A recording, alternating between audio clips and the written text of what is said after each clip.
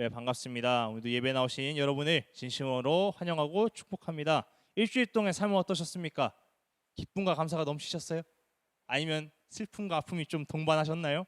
예, 우리의 삶을 보면 기쁨과 감사, 즐거운 일이 있다가도 또 슬프고 지치는 일이 있기도 합니다. 그래서 저는 날마다 행복하기만 하면 좋을 텐데 왜 하나님은 고난을 겪게 하시지? 기쁜 일만 있으면 얼마나 좋을까? 우리가 행복하게 원하시는 하나님께서 왜 행복한 일만 주시는 게 아니라 고난도 겪게 하실까? 우리를 지켜주지 않으실까? 뭐 가끔 이런 생각도 들었어요. 근데 또 이제 조금 더 철학적으로 들어가 보면 그러면 매일 행복을 겪으면 우리가 행복인 줄 알까? 매일 감사하고 기쁜 일이 있으면 감사하고 기쁜 줄 알까? 그래서 고난이 있으니까 어려움이 있으니까 내 삶에 기쁨이 있는 것이고 즐거움이 있는 거구나. 이게 귀한 줄 알고 이게 행복인 줄 아는 거구나. 이렇게 좀 정리했던 시간들이 있었습니다. 그럼에도 여러분의 삶이 날마다 하나님 안에서 행복하시길 축복합니다. 여러분의 삶들이 날마다 하나님 안에서 평안함이 있길 소망합니다. 제가 이제 매번 인사를 드려요. 이렇게 말씀을 전하면서 예배 나오신 여러분을 진심 환영하고 축복합니다. 그래서 저는 이제 그 축복하는 게 그냥 단순히 여러분이 좋았으면 좋겠어요, 행복했으면 좋겠어요, 이런 단순한 의미가 아니라 진심으로 하나님의 이름으로 여러분을 축복하는 것입니다. 환영하는 것입니다. 그렇다면 여러분의 삶은 진정으로 복이 있으신가요? 축복받은 삶이라고 여겨지시나요? 네, 반은 그러실 줄 알았습니다. 그냥 축복이니까 축복이래. 누가 축복 준다는데 마다할 필요가 있나? 그렇게 하고 넘기실 수도 있습니다. 제가 어렸을 때 가장 복 많이 받은 때가 언제였나 생각했더니 설날이더라고요. 설날. 어른들 앞에서 새해 복 많이 받으세요 하고 이제 절을 하면 어른들 이제 너희도 복 많이 받아라 하고 많이 받아라로 끝나지 않으시더라고요. 이렇게 주머니에서 뭔가 하나씩 주섬주섬 꺼내셔가지고 주신 세뱃돈과 또 그리고 공부 열심히 해라, 건강한 사람이 되라, 훌륭한 사람이 되라고 이 덕담을 해주셨어요. 이 덕담을 들으면 괜히 마음이 부해지더라고요. 마음이 기분이 좋아졌습니다. 든든했습니다. 또 아마 저뿐만 아니라 물론 이제 물질, 돈을 받고 또 기분 좋은 덕담을 누구에게나 그 어떤 것보다도 와닿는 큰 선물이자 복이라고 느껴질 겁니다. 그래서 저는 이제 어렸을 때 제 손에 잡혀 있는 이 파란색 배춧잎이라고 하죠. 세종대왕님 그려주시는 그림을 보면 너무 좋았었고, 또 요즘은 이제 세종대왕은 쳐주지도 않더라고요. 노란색 지폐 신사임당 그려져 있어야 이제 이 정도는 와닿고 감동이 있었습니다. 저는 이제 교회를 열심히 다녔고 어렸을 때부터 하나님께 저는 스스로 축복받은 자녀임을 고백했지만 그 축복을 누군가가 교회에서 이렇게 서로 축복합니다 했던 것보다 이 세뱃돈을 받았던 때가 더 마음에 와닿았던 것 같습니다. 근데 이제 시간이 흘러서 고등학교를 제가 졸업한 지 10년이 지났더라고요. 물론 여러분들에게는 저는 아직도 굉장히 젊은이고 어리겠지만 지금 이 10년이 지난 시점을 들여서 어렸을 때를 10년이 지나고 나니까 물질이 풍족한 삶이라고 여겼던 것들이 바뀌었습니다. 이제 서른을 바라보는 이 시점에서 다시 보니까 물질이 풍족한 삶이 결코 축복받은 삶이 아님을 느꼈습니다. 왜냐하면 주변을 보니까요, 물질이 많음에도 행복하지 않은 사람들이 있더라고요. 물론 물질이 부족하니까 행복하지 않은 사람도 있었습니다. 근데 물질이 아무리 많았어도 불행한 사람들이 있더라고요. 그래서 보니까 물질이 기분 좋게 행복하는데 보탬이 될 수는 있지만 결코 축복받았다라고 얘기할 수는 없구나. 돈 때문에 무너지는 사람을 보았고, 돈 때문에 다투는 사람을 보았고, 돈 때문에 힘들어하는 사람을 보았기 때문에 이것이 결국 축복은 아니구나. 그냥 감사할 정도, 어느 정도 보탬이 정도일 뿐이지. 그렇다면 진정한 복은 무엇일까? 우리가 분명 복을 원하는데 한국 사람 복 되게 좋아하거든요. 동양인들은 복을 엄청 좋아해요. 중국은 복이라는 글자만 들어가면 미쳐요. 그냥 아주 그냥 근데 도대체 우리가 원하는 그 복은 무엇일까? 기독교에서 우리 복 받아요, 예수 믿으면 복 받아요, 하나님 믿으면 복 받아요 하는데 도대체 그 복이 무엇일까? 하나님을 믿으면 복 받는다는데, 예수 믿고 복 받는다는데 이 복은 도대체 무엇일까? 우리가 누려야 될 복은 무엇일까? 오늘 그 말씀을 전하려고 합니다. 성경에서 과연 이 복을 무엇이라고 얘기하는지 여러분에게 전하려고 합니다. 그래서 말씀을 듣는 여러분 가운데 하나님의 진정한 축복이 임하기를, 그 축복을 깨닫기를 소망합니다. 예수님을 만나고 하나님을 믿음으로 구원에 이르는 것, 이것이 기독교의 복음이자 기독교의 핵심 가치입니다. 기독교의 존재의 이유입니다. 하나님께서 우리를 사랑하셔서 예수 그리스도를 이 땅에 보내셨고요. 우리의 죄를 대신해서 십자가를 지도록 하셨어요. 그렇지만 그 외에도 예수님의 삶을 통해서 하나님의 뜻을 전하게 하셨습니다. 그래서 하나님의 뜻은요, 예수님을 통해 우리가 구원받는 것이고, 또 예수님이 사셨던 것처럼 우리의 삶 또한 예수님처럼 사는 것이 하나님의 뜻입니다. 그럼 예수님은 어떻게 사셨느냐 보니까 부와 명예를 위해 살지 않으셨더라고요. 예수님 밑에 그 당시에 엄청난 제자들이 있었습니다. 엄청난 사람들을 따라다녔습니다. 예수님이 가시는 곳곳마다. 그리고 예수님은 죽은 자를 살릴 정도로, 어떤 병이든 치유하실 정도로 기적을 행하셨습니다. 그러나 예수님은 세력을 만드는 데 힘쓰지 않으셨습니다. 세력을 만드는 데, 명예를 위해 힘쓰지 않으셨어요. 그리고 이 능력을 가지고 돈을 벌기 위해 힘쓰지 않으셨습니다. 오직 하나님의 나라를 전했고요, 어려운 이웃들을 섬기고 사랑하는데 삶을 다하셨습니다. 이 예수님의 삶만 보더라도 결코 돈과 명예가 전부가 아님을, 복받는 것은 물질이 전부가 아님을 말하고 있습니다. 그래서 근데 세상에서는 이렇게 얘기해요. 복받는 것은 자녀가 잘 되는 거, 그리고 장수하는 거, 오래 사는 거, 그리고 건강을 누리면서 풍요를 누리는 것이 세상의 복이라고 이야기하고 있습니다. 그러나 제가 오늘 말씀드리고 싶은 건 하나님의 복은요, 단순히 우리가 이 땅에서 풍요가 누리는 것에 그치지 않음을 말씀드립니다. 그냥 우리가 여기서 잘 먹고 잘 사는 것이 하나님의 축복이 아니라 그것을 뛰어넘어 초월한 것이 하나님의 축복입니다. 그것이 무엇이냐? 천국을 소망하는 삶입니다. 하나님께서 우리를 주시는 믿음을 통해서 우리 안에 천국의 확신이 있는 거예요. 아, 나는 천국에 갈 수 있겠구나. 그리고 천국을 소망하는 겁니다. 하나님의 말씀대로 살아서 하나님 앞에 올바르게 사는 것이 축복받은 삶이라는 것입니다. 천국을 소망하십니까? 천국 가기 원하시나요? 네, 다들 원하시지 않으신가요? 네. 이제는 우리가 천국을 소망하는 삶이 되기를 소망합니다. 우리 주기도문 이제 고백할 때마다 이런 주기도문에 이런 구절이 있어요. 하늘에 계신 우리 아버지여, 아버지의 이름을 거룩하게 하시고 아버지의 나라가 오게 하시고 아버지의 뜻이 하늘에서와 같이 땅에서도 이루어지게 하소서 고백합니다. 아버지의 나라가 오는 게 이게 무슨 의미일까요? 아버지의 나라가 오는 게 종말이 왔을 때를 의미할까요? 뭐 그때도 있을 수도 있겠어요. 하지만 아버지의 뜻이 하늘에서 이루어지는 것, 아버지의 나라가 오는 것은 우리가 소망하는 이 천국이요, 죽어서만 가는 곳이 아니라 이 땅에서도 누리는 것이라는 겁니다.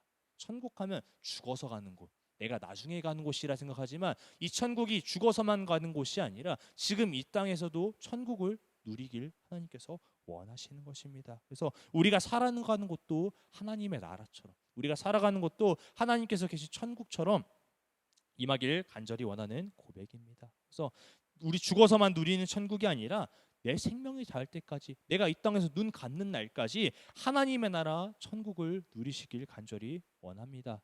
천국은 어떤 곳이냐? 걱정과 두려움이 없고 기쁨과 평안이 넘치는 곳입니다. 네, 지금 한천도사 무슨 소리 하는 거야 싶으시겠죠? 천국, 기쁨과만 있고 걱정과 두려움이 없다는데 내 삶에 지금 두려움과 걱정이 가득한데 어떻게 이곳이 천국이 된다는 거지? 네, 하나님과 동행하는 삶이 되면 그 걱정과 두려움이 아무 문제가 되지 않습니다. 걱정과 두려움의 문제가 다가올 겁니다. 그렇지만 우리가 하나님과 함께하는 삶을 살면 두렵지가 않은 거예요. 왜? 하나님께서 해결해 주실 것이니까. 그 삶이 천국임을 말씀드립니다.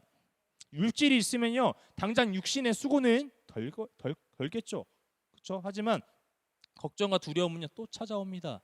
당장은 물질로 찾아왔다면 물질이 해결되고 나면 또 다른 문제로 찾아올 거예요. 사람으로 찾아올지 자연재해로 찾아올지 어떤 바깥에서 어떤 요소로 어떤 영향으로 찾아올지 우리는 모릅니다. 결국 물질도 세상의 어떤 것도 우리의 걱정과 불안 해결해 주지 못합니다. 결국 여러분의 삶에 하나님의 나라가 임하는 축복이 있길 소망합니다. 네.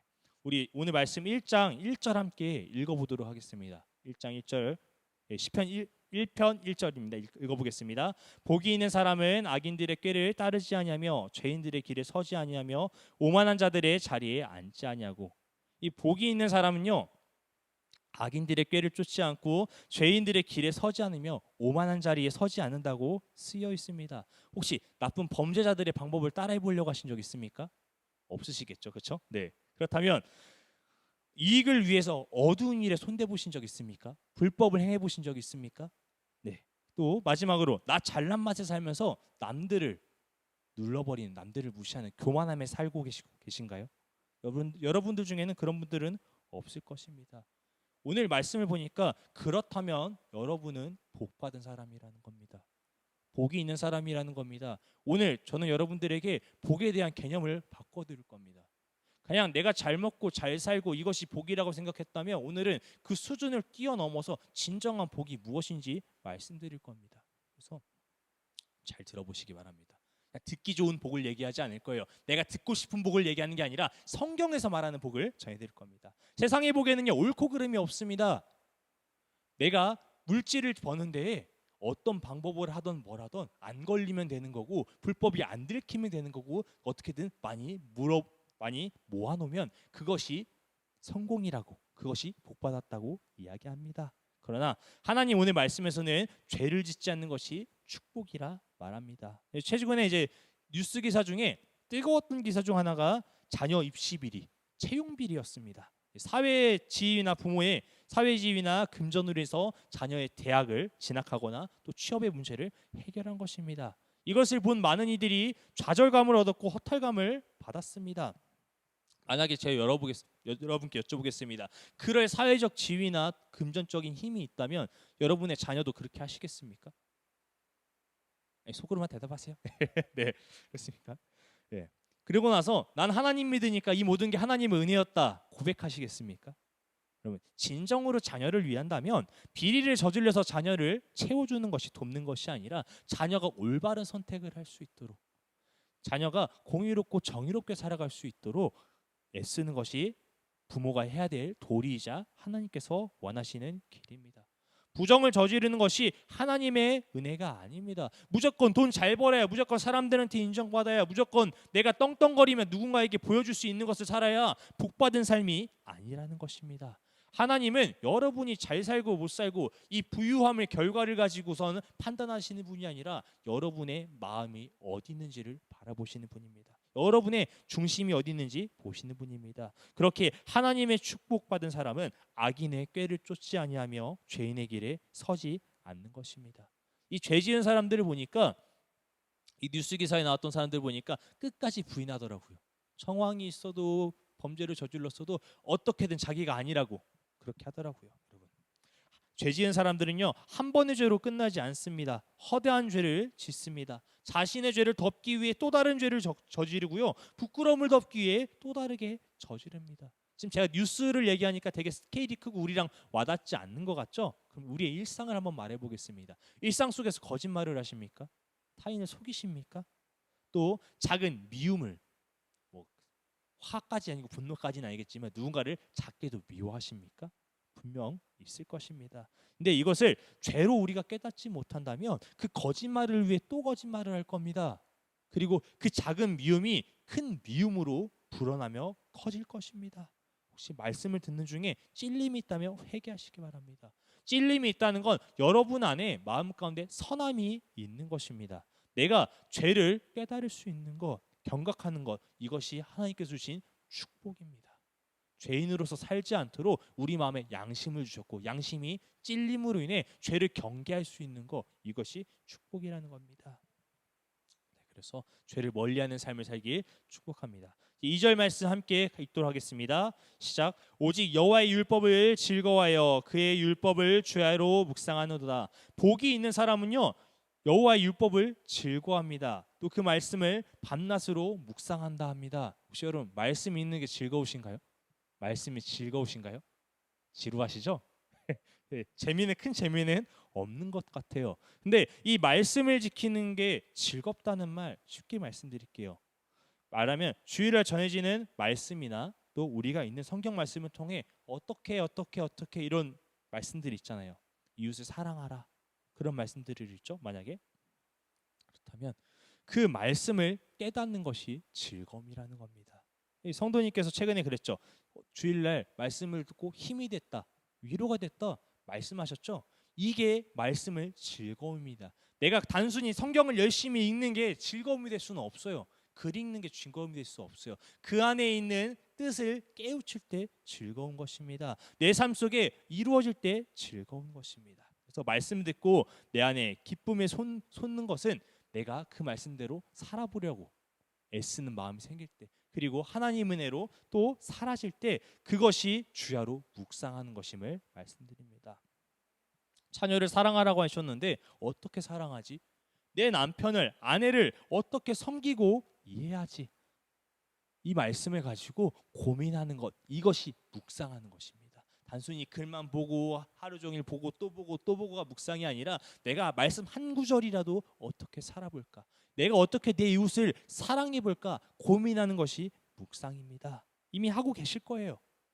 그래서 하나님의 말씀을 즐거워하고 묵상하는 복이 있길 축복합니다. 3절은 3절 함께 읽도록 하겠습니다. 시작. 그는 시냇가에 심은 나무가 철을 따라 열매를 맺으며 그 잎사귀가 마르지 않음과 같으니 그가 하는 모든 일이 다 형통하리로다. 여기서 그는 누구냐? 예수님입니다. 예수님은 시냇가에 심은 나무며 잎사귀가 마르지 않습니다. 지난주 말씀대로 예수님은 포도나무이고 우리는 가지입니다. 우리는 가지로서, 나뭇가지로서 예수님께 붙어 있어야 되고요. 그리고 예수님께서 주시는 능력으로 열매를 맺어야 됩니다. 세상에서 말하는 성공의 기준에 따라 살면 세상에서는 성공할 것입니다. 그러나 예수님의 말씀을 따라 살면 그의 삶은 천국을 소망할 것입니다. 육신을 살아서도 천국이고 육신은 죽지만 영혼은 영원한 천국으로 가는 것입니다. 여러분의 삶의 열매가 천국이 되길 축복합니다. 마르지 않은 잎사귀 같은 예수님 안에 있을 때 모든 일이 형통할 것입니다.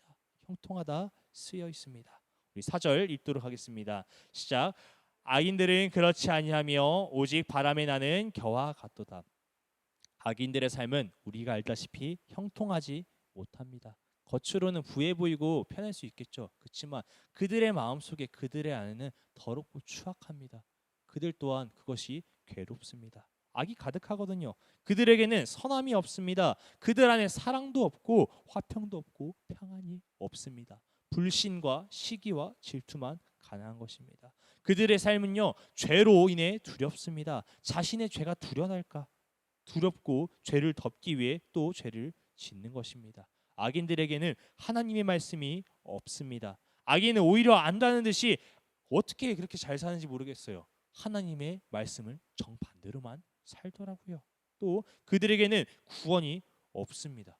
그들에게는 천국의 소망함이 없습니다. 왜냐하면 육신을 다해 살거든요. 지금 이 땅의 삶을 다해 살려고 악함을 다하기 때문에 그들에겐 천국을 소망함이 없는 것입니다. 이 악인들의 삶을 이제 어떻다 말하느냐? 바람에 나는 겨와 같다고 얘기합니다. 겨가 무엇입니까? 곡식 알곡의 껍데기입니다. 후 불면 날아가는 인생이라는 겁니다. 세상을 소망하는 삶은 바람에 날리는 겨와 같습니다. 인생의 삶은 길면 뭐 100년까지도 살겠죠. 80년. 짧으면 60년. 그렇죠? 요즘 100세 시대라고 하지만 그래야 100년입니다. 100년. 하루가 1000년 같으신 하나님 앞에서는 100년은 아무것도 아닌 것입니다. 그래서 여러분은 천국을 소망하며 살아가시길 바랍니다. 이 땅을 포기하라는 게 아니에요. 천국만 소망하라고 하니까 왠지 이 땅에서는 힘들고 어려울 것 같이 살아야 될 것 같죠. 그렇지만 그렇게 살라는 것이 아니라 천국을 소망합니다. 그렇지만 이 천국이 어느 천국이냐? 내가 죽어서 갈 천국도 있지만 이 땅에서 누릴 하나님의 나라, 하나님의 천국도 있다는 사실을 기억하시기 바랍니다. 이제 5절 말씀 함께 읽도록 하겠습니다. 시작. 그러므로 악인들은 심판을 견디지 못하며 죄인들이 의인들의 모임에 들지 못하리로다. 악인들은 심판을 견디지 못합니다. 견딜 힘이 없기 때문입니다. 그들은요, 자신들의 힘으로만 살았고 자신들의 힘으로 악행을 저질렀습니다. 그렇게 인간은 분명한 한계가 있습니다. 개인차는 있어요. 어디까지 역량으로 더 버틸 수 있는, 자신의 힘을 더 낼 수 있는지. 그러나 결국 인간의 한계는 있습니다. 인간의 한계에 도달했을 때 그들은 견딜 수가 없는 것입니다. 여러분, 하나님이 함께하심이 복이심을 믿으시길 바랍니다. 어려움이 마주쳤을 때 하나님이 함께 하시며 여러분을 지키실 것입니다. 지금 이제 나의 주변을 한번 바라보시기 바랍니다. 내 주변에 어떤 사람들인가 지켜보시기 바랍니다. 말씀을 보니까 여기 악인은 죄인들이 의인의 모임에 들지 못하리로다. 죄인들은 의인과 함께할 수 없습니다. 악인들은요 의인의 모습에 삶의 주변에 낄 수가 없다는 거예요. 혹시 나의 주변에 악인이 있다면요 우리가 해야 될 것은 두 가지입니다. 하나는요 나의 영혼을 위해 악인들과 멀어지는 겁니다. 왜냐하면 죄는 죄로 옮겨 타요. 그 사람의 생각, 그 사람의 삶, 그 사람의 문화, 그 사람의 언행을 통해서 그 악함들이 우리에게 타고 들어옵니다. 그렇기 때문에 멀어지라는 겁니다. 미워하라, 배척하라가 아니라 거리를 조금 두는 겁니다. 그리고 하나는 또 무엇이냐? 그들을 위해 기도하는 겁니다. 그들에게 하나님의 은혜가 임하기를, 그들이 악함을 떠나서 하나님의 선함으로 의인으로 변화되기를 이야기하는 겁니다. 의인은요 악인과 공존할 수 없습니다. 악인과 공존이 가능하다면 혹시 내가 의인인 척하는 거 아닌가? 아직 나는 반반 아닌가? 온전하지 못한 거 아닌가? 한번 돌아보시길 바랍니다. 무릇 6절 한번 같이 읽도록 하겠습니다. 시작. 무릇 의인들의 길은 여호와께서 인정하시나 악인들의 길은 망하리로다. 의인들의 길은요 하나님께서 인도하십니다. 여러분을 하나님께서 인도하실 것입니다. 지금까지 인도하셨고요 앞으로도 인도하실 것입니다. 하나님은 예수 그리스도를 이 땅에 보내셨고 예수님의 말씀을 통해 천국에 이 땅에 임하기를 소망하게 되었습니다. 우리는 예수님의 말씀을 통해서 천국에 하나님의 나라만 죽어서만 가는 곳이 아니구나, 이 땅에도 임할 수 있음을 소망하게 되었습니다. 십자가를 지심으로 우리에게 천국의 길이 열렸습니다. 의인들의 길은요 하나님께서 책임지십니다. 돌보실 것입니다.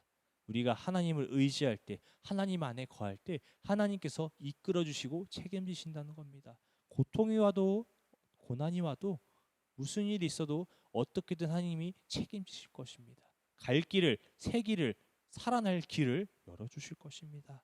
하나님과 함께하는 자체로 우리의 길은 열려 있습니다. 우리의 갈 길은 보여지는 것입니다. 이것이 축복입니다. 갈 길이 보이지 않는다는 것은 너무 어려운 일이에요. 살아날 소망이 없어요. 사람이 갈 길이 보이지 않는 거, 어떻게 살아야 될지를 모른다는 것, 그리고 앞으로 나아갈 힘이 없다는 것은 그것만큼 저주스러운 일이 없습니다. 그렇지만 하나님은 살아갈 길, 갈 길을 보여주신다는 겁니다. 여러분은 스스로 패망하는 악인의 길에 들어서지 않길 바랍니다. 우리 마태복음 16장 25절 말씀 읽어보도록 하겠습니다. 시작. 누구든지 제 목숨을 구원하고자 하면 잃을 것이요 누구든지 나를 위하여 제 목숨을 잃으면 찾으리라.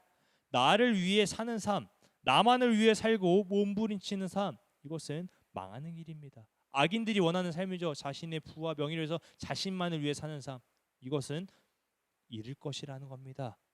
악인과 같은 삶을 살지 않으시길 바랍니다. 많은 것을 채우려 하고 얻으려고 합니다. 하지만 그것은 어떤 것이에요? 허망한 것입니다. 오직 하나님께서 온전히 채워지는 줄 믿습니다. 나를 위하여 제 목숨을 잃으면 찾으리라. 우리가 말씀을 지키려고 하나님 안에 발버둥치고 거하길 원합니다. 이 단순히 몸부림치는 게 아닙니다. 마음을 다하고 목숨을 다하는 것입니다. 여러분 모두가 예수님이란 나무에 붙어서, 우리 젖붙이기 기억하시죠? 예수님이란 나무에 붙어서 우리가 그곳에서 예수님께 주시는 영양분을 먹고 열매를 맺자 간절히 구하는 삶이 되길 축복합니다. 네, 말씀을 마치겠습니다. 여러분은 어떤 복을 받기 원하십니까? 어떤 복을? 혹시 육신의 풍요와 쾌락을 원하십니까? 내가 원하는 복, 내가 원하는 것들, 내가 만들어내는 복을 받길 원하십니까? 이스라엘 백성들을 보니까 이스라엘 백성들은 육신의 풍요와 쾌락을 즐겼습니다. 그것들을 원했어요. 하나님의 임하심, 하나님의 통치하심을 원하는 것들이 아니라 자신의 부와 자신의 명예, 자신들이 채우고 싶은 것들을 원했습니다. 그 결과 어떻게 됐습니까? 그들은 하나님을 잃어버렸고 그들의 나라는 망해버렸으며 그들은 포로가 되어버렸습니다. 하나님이 주시는 것은요, 하나님 주시는 복은 부와 명예의 삶이 아닙니다. 부와 명예는 동반하는 것입니다. 그렇지만 부와 명예가 중심되는 것이 아니라 하나님께서 주시는 진정한 복은 죄의 종노릇하지 않는 것입니다. 마귀가 기뻐하는 삶이 되지 않는 것입니다. 날마다 하나님과 함께함으로 말씀을 통해 깨닫고 죄인에 서지 않는 것이 오늘 축복임을 말씀드립니다. 그래서 저는 여러분이 하나님과 함께함으로 인해서 악인이 아닌 의인의 삶이 되길 원합니다. 의인의 삶은요, 하나님께서 책임지십니다. 망할래야 망할 수가 없습니다. 왜요?